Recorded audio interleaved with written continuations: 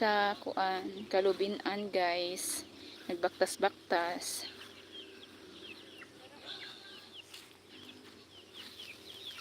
Nagbaktas-baktas mi para sa exercise namo guys, para makalanghapod mig mga baho sa kuan kahoy. Baho sa kahoy para naami malanghap nga oxygen pa, malanghap nga oxygen nga makakuan sa mong toxin ba, makagawa sa mong toxin para dili mi ma-depress.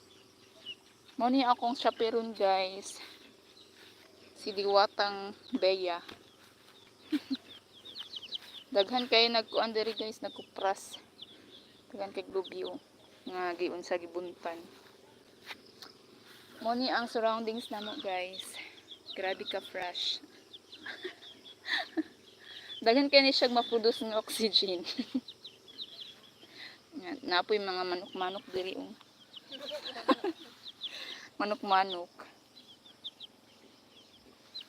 Sige, balik na pud mi ubakpas guys, kay para pang kuan na mo, pang exercise, pang pasingot.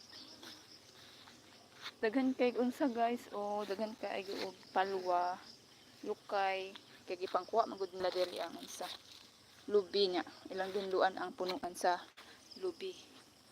Look at that, daghan kay lubi diri sa mga surroundings. Nice kayo magbaktas-baktas guys, kay masimhutan nimong mga oxygen sa kahoy, kay mapalibot kahoy man.